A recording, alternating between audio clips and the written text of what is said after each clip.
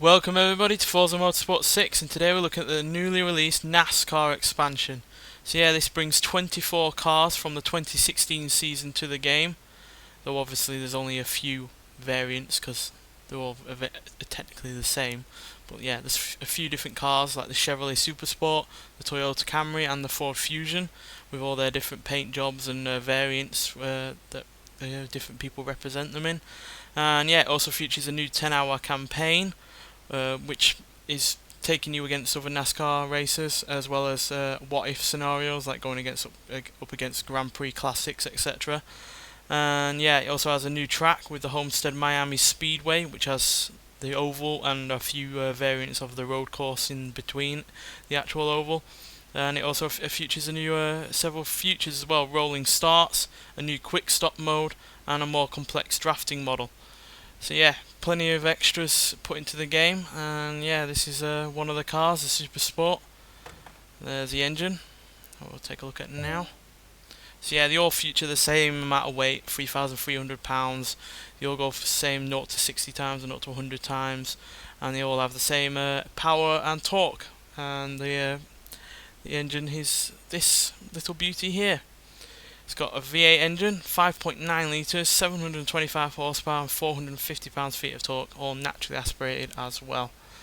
So yeah, they're pretty quick nonetheless. And yeah, they all also have the flaps on them that stop them from rolling over when they go sideways. There's one here, there's another one on the other side of the bonnet, and then there's ones on the roofs. One there, and that one there. Oops daisy. And there's a boot, all full of juicy fuel, or American ethanol as this car calls it, as it says there. So yeah, we're going to take a look at the tracks now. There's different variants, like I said. Just go to it, Homestead-Miami. So yeah, like I said, the oval, the speedway circuit, with a rain variant as well. They all have a rain variant, no nighttime though, unfortunately. There's a road circuit, and then there's a road circuit alternate, so it's basically the oval with some of the twisty stuff. Then the speedway circuit alternate, so yeah, basically the oval but with some additional corners. Then the mini circuit, so basically a straight and some turns. And the super mini circuit, so really quite small, less than a mile, but could have some intense quick racing going on with it. So yeah, we're going to take this Chevrolet Supersport, and we're going to take it firstly round the speedway circuit, and then we'll take it round the road circuit, or we might go in a different car. So yeah, see you when we get to the speedway circuit. So yeah, like I said, we have rolling starts on this game now, as you can see, which is a great new feature as far as I'm concerned. And with these having being NASCAR and being on these kind of ovals, with the new drafting model, that'll come in handy for doing some good overtakes. So yeah, this is just basically the speedway, like I said. But yeah, they also all have the same 0 to 60 time, like I said, 4 seconds. They'll all go 0 to 107.5 seconds. And oh dear, they'll all go around 205 mile an hour as well. So yeah, there's not much variant in terms of that. But then again, it's NASCAR, and I should have expected that to start with. But yeah, there's the Chevrolet Supersport, there's the Ford Fusion and the Toyota Camry. They're the three main ones, and then they all have their different paint jobs and different liveries, etc. So yeah, that's the only main difference between them, is the way they look as from ordinary cars and the paint jobs that they have. I'm sure I'll get some NASCAR enthusiasts telling me that there's minute variants in how they handle and how the gearing is, etc. But yeah, that's all there is in terms of stats, is that they're all the same. So yeah, we're going to take a look now at the Ford Fusion. We'll take it round one of the road circuits, and then we'll do the same for the Toyota Camry. So yeah, see you when we get there. So yeah, here we are, we're on the Ford Fusion. We're in the rain, as you can see, which I'm pretty sure makes racing these things a whole lot more trickier. But yeah, the main reason for getting this expansion is the new track, because yeah, get several new variants that you can always try on multiplayer or just driving around in general. And then obviously there is a new campaign, and if you are really into your NASCAR, then you will enjoy all these new cars, though they are technically only 3 new cars, because yeah, I don't see the point in every car with each individual paint job being put into the game itself. You should just be able to choose them when you are buying the car, really. But then again, Forza's always done that, so I shouldn't really be surprised. But yeah, I am also looking forward to the campaign, the what if kind of motto with it, like what would happen if you were racing these against classic F1 cars or normal road cars in general. So yeah, I am looking forward to that, though there is some NASCAR mixed in with it as well.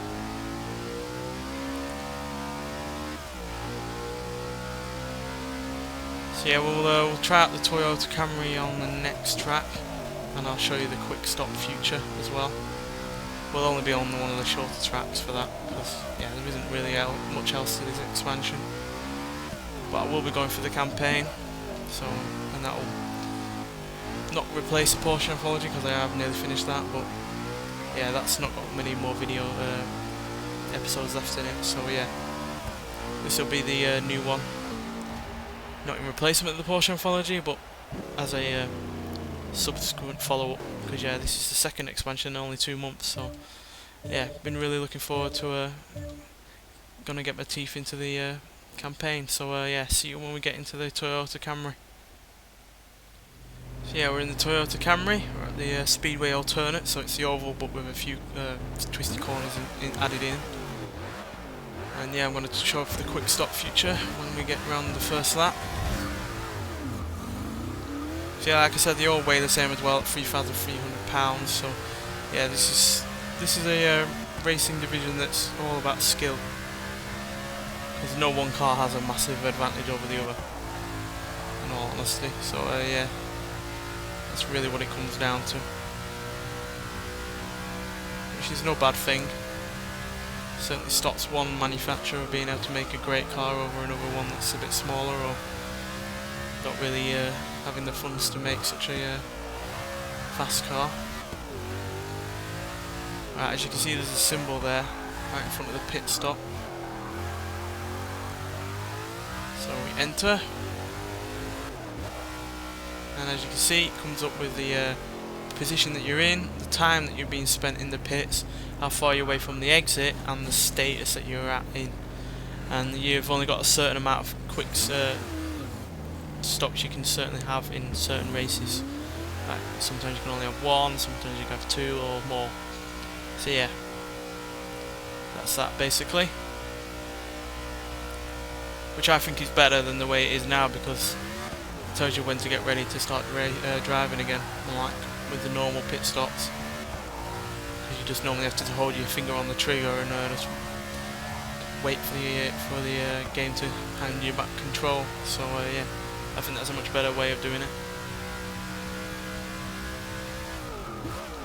So yeah, that's pretty much it, all of it, to be honest. I'm not really into my NASCAR, so yeah, this was mainly a purchase to discover, really, more than anything, as well as obviously get hands on the new track, which is my main thing, because I love new tracks. I love learning new tracks and learning tracks in cars I love.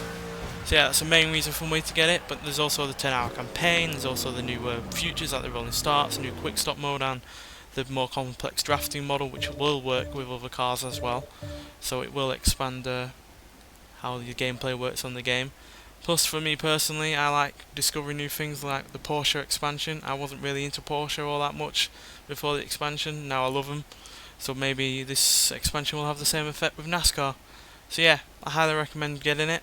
It's only £15.99 or your regional equivalent, so it's not too expensive. It's about the same as the Porsche expansion, which might seem a bit of a rip-off because there's less cars in this, and there's and it's still only got a campaign, etc. But I think it's worth it, and it's certainly something that people were anticipating because it was leaked early. So yeah, I'm glad they did it, and it hopefully will bring up some new stuff in the future. this gives me hope for more expansions or more car packs in the future as well. So yeah, highly recommend it, and I am looking forward to driving them through the campaign. Anyway, thanks for watching, and I'll see you in the next one.